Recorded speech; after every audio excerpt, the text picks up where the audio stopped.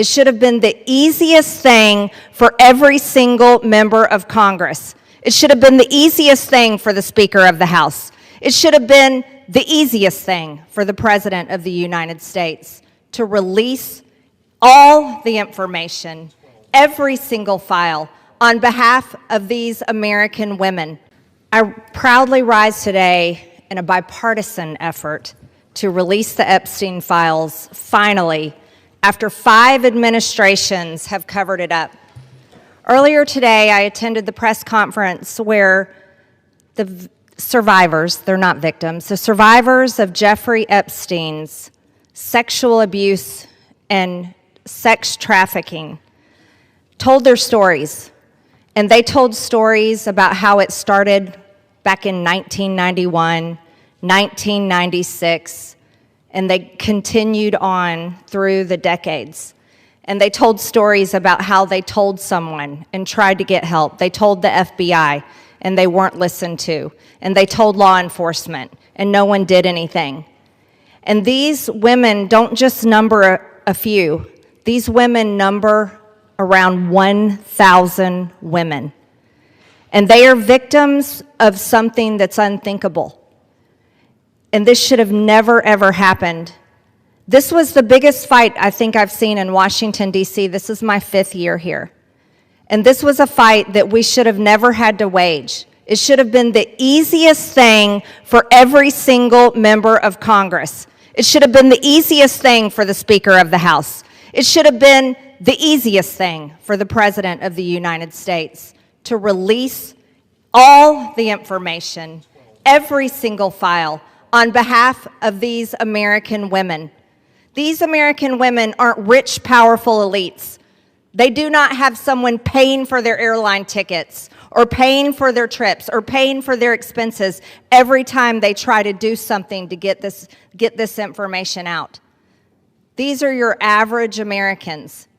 And you want to know what the Epstein files represent? The cover-up represents to average Americans.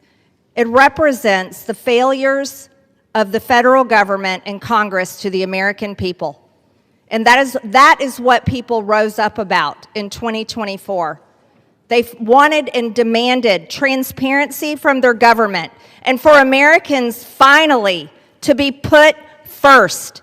And today, with this vote, we are finally putting these victims and these survivors of Jeffrey Epstein and the cabal of rich, powerful elites that expands not just here in the United States of America, but to other countries as well. We're putting them last.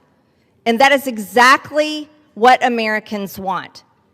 You see, for far too long, Americans have been put last. And they're sick of it. They're sick and tired of it. And this is why they don't trust Congress. This is why they don't trust the government.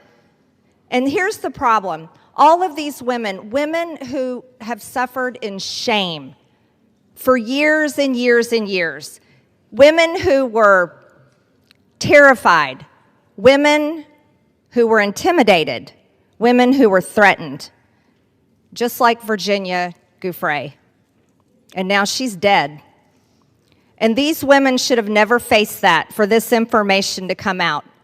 And we, especially the 4 Republican members of the House of Representatives, we should have never faced intimidation and threats for us to get this vote to come to the floor. Never forget there were 4. Thomas Massie, myself, Nancy Mace, and Lauren Boebert.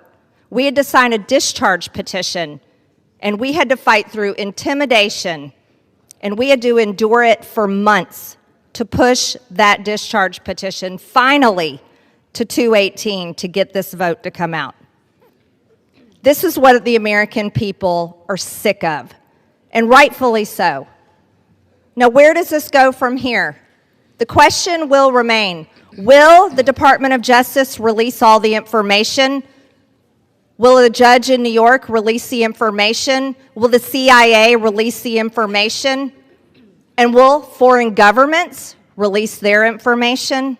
Or will this continue after this vote today be a cover-up?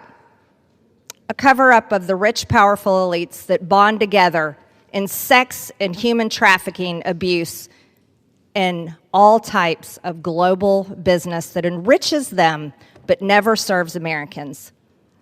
The American people will know, and the victims, actually the survivors of Jeffrey Epstein, will know because they know the list of names. And I remain dedicated to my promise to read those names here on the House floor if those women ever find them in a place that it needs to be done.